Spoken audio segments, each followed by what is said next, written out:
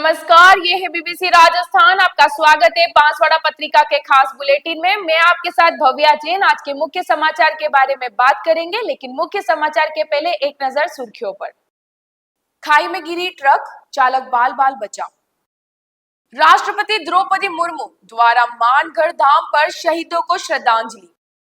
नवकार सेवा संस्थान ने नवरात्र पर्व पर हॉस्पिटल में फल वितरित किए। पालोदा उच्च माध्यमिक विद्यालय में निपुण और किशोरी मेले का आयोजन। सीएम भजनलाल ने किए मां त्रिपुरा के दर्शन, प्रदेश की खुशहाली की कामना की। घाटोल क्षेत्र के चडला गांव में पैंथर का आतंक, बाड़े में बंधी 8 बकरियों को बनाया शिकार। द्रौपदी मुर्मू ने मानगढ़ धाम पर धूनी में दी आहुतियां, शहीदों को किया नमन, साथ में रहे मुख्यमंत्री व राज्यपाल। राज्य स्तरीय क्रिकेट का आतिशी आगाज, छात्राओं ने दी आकर्षक प्रस्तुतियां। घाटोल में घायल अजगर को रेस्क्यू किया, उपचार के बाद जंगल में छोड़ा। राष्ट्रपति मुर्मू ने 20,000 से अधिक लाभार्थियों को दी 67 करोड़ रुपए की सहायता। मानगढ़ धाम के मंच से रिमोट दबाकर सीधे खाते में पहुंची मदद। सीईटी परीक्षा गृह जिले में कराने की मांग, जयपुर में भाजपा कार्यालय पर बेरोजगारों का प्रदर्शन। तो ये थी आज की मुख्य सुर्खियां और अब बात करेंगे खबरें विस्तार से। खबर बांसवाड़ा संभाग के गढ़ी क्षेत्र से है, जहां एक ट्रक के खाई में गिरने की खबर सामने आ रही है। ट्रक चालक से मिली जानकारी के अनुसार तेल के डिब्बों से भरी एक ट्रक कचबुच से बांसवाड़ा जा रही थी। उसी दौरान गुरुवार रात 10 बजे बांसवाड़ा डूंगरपुर मुख्य सड़क पर हादसा हो गया। गढ़ी के चाप नदी से ठीक आगे मोड़ पर अचानक सामने से एक ट्रोला आ गया, जिससे ट्रक अनियंत्रित होकर खाई में जा गिरी। हालांकि हादसे में कोई जनहानि नहीं हुई है। साथ ही वहां खड़े लोगों का कहना है कि इस सड़क पर ऐसे हादसे अक्सर होते रहते हैं। इसका मुख्य कारण चाप नदी के पुल के ठीक आगे मोड़ है। वहीं सड़क के दोनों तरफ बड़े वृक्ष और झाड़ियां लगी होने की वजह से सामने से आ रही गाड़ी का पता नहीं चलता है। वहीं पास में आते ही अचानक वाहनधारी को सामने से आ रही गाड़ी दिखती है, जिससे ये हादसे होते हैं। लोगों का कहना है कि इन 2 महीनों में ये तीसरा हादसा है। यदि झाड़ियों की कटाई हो जाती है तो ये हादसे रुक सकते हैं। राष्ट्रपति द्रौपदी मुर्मू शुक्रवार दोपहर को प्रसिद्ध मानगढ़ धाम पर आएगी। शहीदों को श्रद्धांजलि अर्पित करने के बाद आदि गौरव सम्मान समारोह में शामिल होगी और जनजाति क्षेत्र में श्रेष्ठ कार्य करने वाले व्यक्तियों, पंचायत समिति और जिला परिषद को सम्मानित करेगी। इसके साथ ही राष्ट्रपति द्रौपदी मुर्मू मानगढ़ धाम पर कल्प वृक्ष का पौधा भी लगाएंगे, जहां राज्यपाल हरिभाव बागड़े, मुख्यमंत्री भजनलाल शर्मा, जनजाति विकास मंत्री बाबूलाल खराड़ी, राजस्व मंत्री हेमंत मीणा सहित भाजपा के नेता भी उपस्थित रहेंगे। राष्ट्रपति द्रौपदी मुर्मू करीब 12:20 पर मानगढ़ धाम पर पहुंचेगी और धूड़ी पर नारियल होम और कल्प वृक्ष लगाकर गोविंद गुरु को नमन करेगी। इसके बाद वह करीब 12:40 पर वन विभाग के रेस्ट हाउस पहुंचेगी। करीब 2:35 पर शहीद स्मारक पर पहुंचकर श्रद्धा सुमन अर्पित करेगी और 2:45 से 4:10 तक आदि गौरव सम्मान समारोह में शामिल होगी। इस दौरान वही खेल, शिक्षा, साहित्य, संस्कृति एवं विज्ञान के लिए 8 लोगों को आदि रत्न गौरव सम्मान दिया जाएगा, जिसके तहत प्रत्येक को 20,000 रुपए का पुरस्कार दिया जाएगा। जनजाति लोगों के लिए अनुकरणीय कार्य करने के लिए आदिवासी गौरव सम्मान दिया जाएगा, जिसके तहत प्रत्येक को 25,000 रुपए का पुरस्कार दिया जाएगा। 10 ग्राम पंचायतों, 5 पंचायत समिति और 1 जिला परिषद को आदि ग्रामोत्थान गौरव सम्मान दिया जाएगा। इसमें पंचायतों को 1 लाख रुपए, पंचायत समिति को 2 लाख रुपए और जिला परिषद को 5 लाख रुपए दिए जाएंगे। आदि गौरव सम्मान समारोह में केंद्र और राज्य सरकार की 13 प्रदर्शनी लगाई गई है, जिसका अवलोकन राष्ट्रपति द्रौपदी मुर्मू द्वारा किया जाएगा। नवरात्रि स्थापना पर नवकार सेवा संस्थान द्वारा महात्मा गांधी हॉस्पिटल के सभी वार्डों में मरीजों को फल एवं बिस्किट वितरित किए गए। इस अवसर पर संस्था की संस्थापक अध्यक्ष उर्मिला जैन, अध्यक्ष सुनीता कोठारी, उपाध्यक्ष मीनाक्षी कोठारी, कोषाध्यक्ष नेहा कच्छारा एवं अन्य सदस्य मंजू डागरिया, रजनी कोठारी, पूजा कावड़िया सारिका गादिया, शशि प्रभा कोठारी, सपना जैन, प्रियंका सामर, ज्योति वागरेचा, प्रभा संघवी उपस्थित रहे।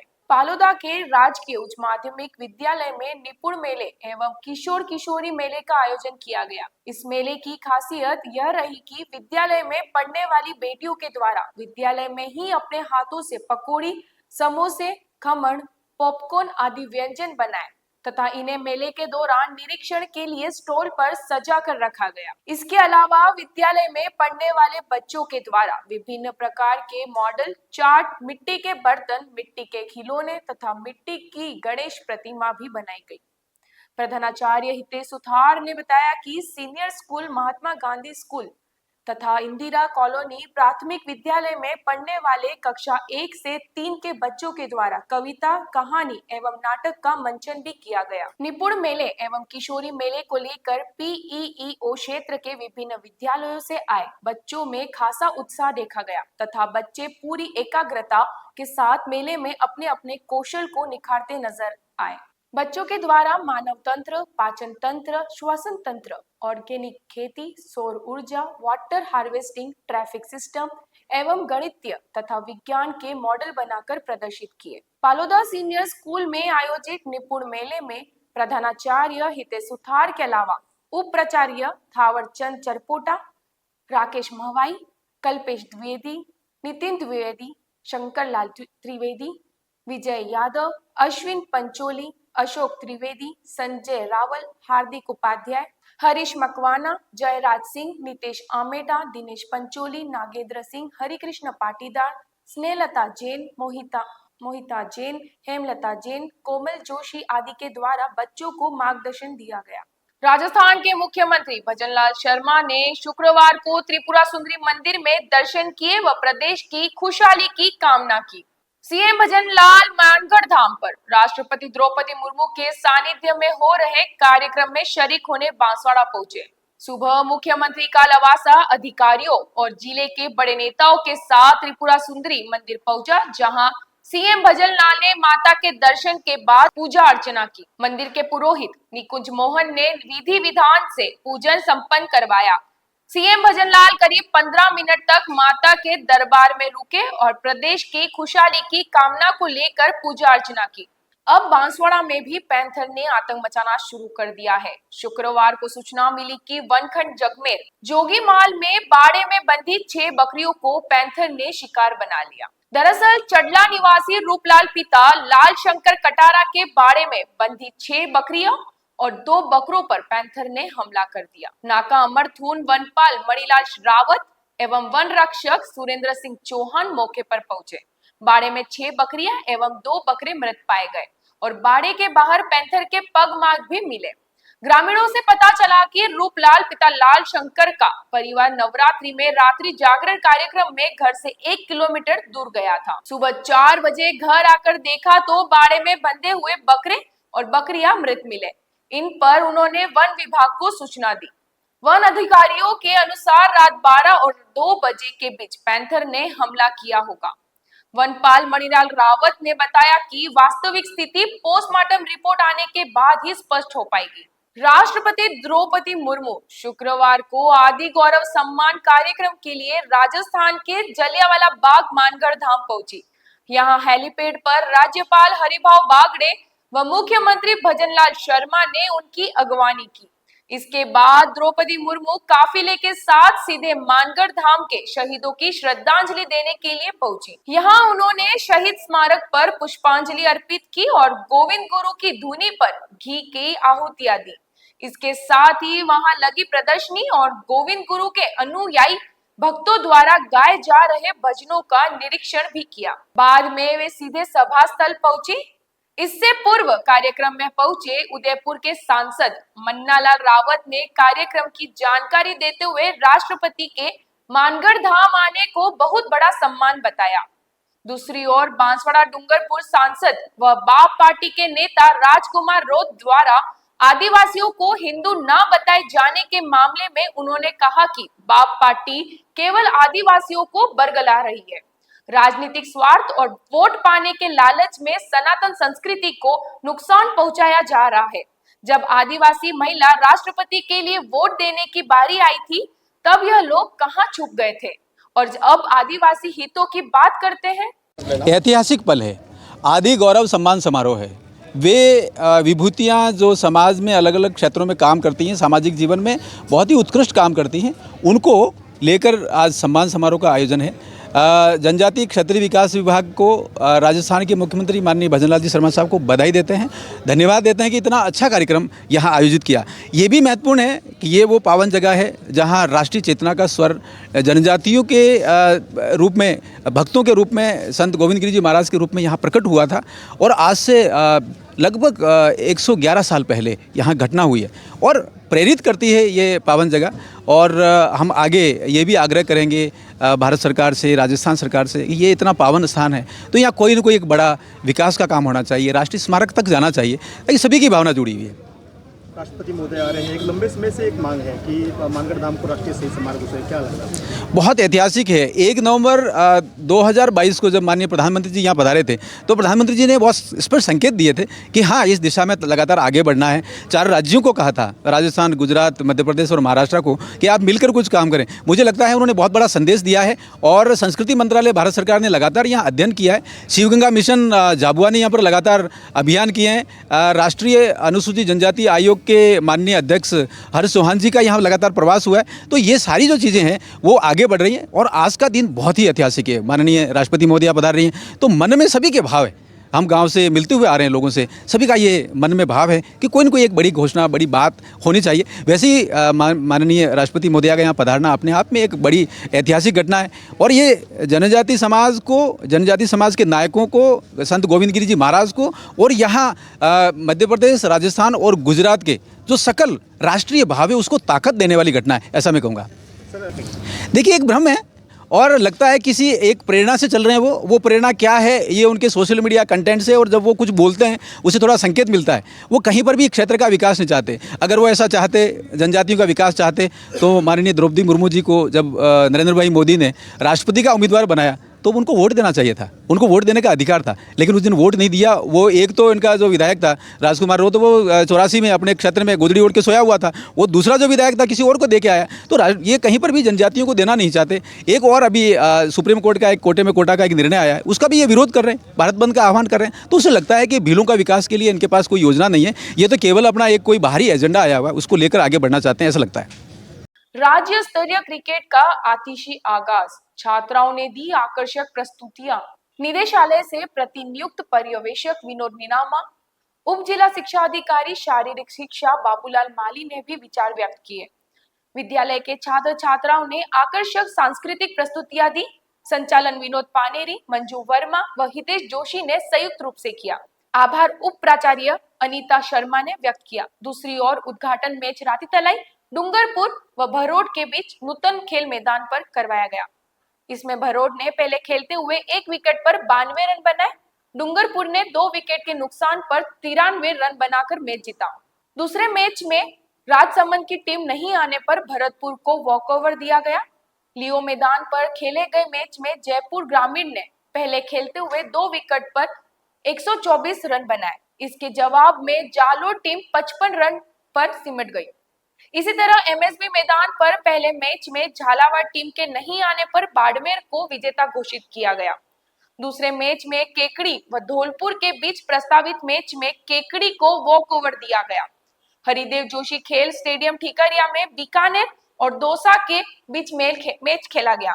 इसमें बीकानेर ने 20 रन से जीतकर अगले चक्र में प्रवेश किया। घाटोल में घायल अजगर को रेस्क्यू किया, उपचार के बाद जंगल में छोड़ा। घाटोल तहसील के डोकी खेड़ा गांव में 20 फीट गहरे पानी के हौज में फंसे अजगर को रेस्क्यू किया गया। पानी से निकालकर और उसका प्राथमिक उपचार करवाकर वापस जंगल में छोड़ा गया। खमेरा सरपंच लक्ष्मण लाल नीनामा ने बताया कि गुरुवार शाम को ग्रामीणों से सूचना मिली कि भाटिया महादेव मंदिर के पास एक हौज में अजगर पिछले कई दिनों से फंसा है और बाहर नहीं निकल पा रहा है। इस पर अर्जुन नीनामा ने कड़ी मशक्कत कर उसे बाहर निकाला। अजगर केकड़ों के काटने व बच्चों द्वारा पत्थर मारने से घायल हो गया था। इस पर स्थानीय पशु चिकित्सक को बुलाकर उसका प्राथमिक उपचार कर उसे जंगल में छोड़ा गया। रेस्क्यू करने वालों में लक्ष्मण लाल नीनामा, अर्जुन नीनामा, मयंक कलाल, गुणवंत पंचाल आदि शामिल रहे। द्वारा ये जो अजगर रेस्क्यू किया गया है, क्या है सरपंच साहब ये? वो ऐसा हुआ, कल सुबह मैं 7 बजे भाटिया तालाब पर गया था नहाने के लिए। तो वहाँ पर हमारे पड़ोसी यहाँ जो कालबेल या गंजर कहते हैं, वो वहाँ मुझे मिले। उन्होंने कहा सरपंच साहब इस जो कोठी है, तालाब की कोठी है, कोठी के अंदर 20 फीट गहरी है, उसके अंदर एक अजगर है। मुझे बताया, मैंने देखा वास्तविक, और वो वहाँ पड़ा था पत्थर पर। फिर मैंने मेरे बच्चे को, अर्जुन को, कहा कि वहाँ बेटा एक अजगर पड़ा हुआ, और 15 दिन हो गए बता रहे हैं कि वो अंदर पड़ा है। तो फिर अर्जुन गया, लाया वहाँ से। उसमें क्या हुआ कि उस वो केकड़ा होता वो और छोटे मोटे बच्चों ने उसके अजगर के ऊपर पत्थर मारे। पत्थर मारने से वो घायल अवस्था में था। हमने रात हमारे घर पर मेहमान के रूप में उसको रखा है, और अभी अपने doctor Vishram Ninama, son of Surajmal Ninama, Nathuguri वालों को बुलाया, और उसको हमने औपचारिक ट्रीटमेंट कराया छोटा मोटा, और उसके बाद में हम उसको जंगल में छोड़ने की कोशिश कर रहे हैं। इस अवसर पर उन्होंने 20,221 लाभार्थियों के खातों में सीधे 63 करोड़ रुपए मन से बटन दबाकर पहुंचाए। यह राशि विभिन्न योजनाओं के तहत स्वयं सहायता समूह को दी गई। राष्ट्रपति से मिली मदद के बाद स्वयं सहायता समूह की महिलाओं के चेहरों पर खुशी नजर आई। साथ ही उन्होंने हाथ हिलाकर राष्ट्रपति मुर्मू का अभिवादन किया। इससे पूर्व राष्ट्रपति ने मानगढ़ धाम पहुंचकर शहीदों को श्रद्धांजलि दी। राजस्थान का जलियांवाला बाग कहे जाने वाले मानगढ़ धाम पर गोविंद गुरु के नेतृत्व में हजारों आदिवासी स्वतंत्रता सेनानी शहीद हुए थे। उन्होंने इस शहादत को याद करते हुए सभी को नमन किया। इसके साथ ही आदि गौरव सम्मान प्राप्त करने वाले व्यक्तियों और संस्थाओं को बधाई दी। उन्होंने स्वतंत्रता आंदोलन में जनजातियों के विशेष सहयोग का भी उल्लेख किया।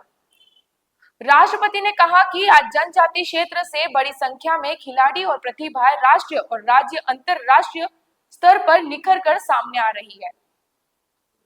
राष्ट्रपति ने गोविंद गुरु के भजनों की पंक्तियां भी दोहराई और शिक्षा का महत्व बताते हुए सभी को आगे बढ़ने का आह्वान किया। इससे पूर्व राज्यपाल हरिभाऊ बागड़े ने भी संबोधित किया और राजस्थान के गौरवशाली जनजाति इतिहास को याद करते हुए सभी को शुभकामनाएं दी। इस अवसर पर मुख्यमंत्री भजनलाल शर्मा ने संबोधित करते हुए राज्य सरकार द्वारा जनजाति क्षेत्र में किए जा रहे कार्यों के बारे में राष्ट्रपति को बताया। उन्होंने मानगढ़ धाम को देश की ऐतिहासिक धरोहर बताते हुए धुनी के विकास के लिए 5 करोड़ रुपए देने की घोषणा की। इस पर वहां मौजूद हजारों लोगों ने तालियां बजाकर स्वागत किया।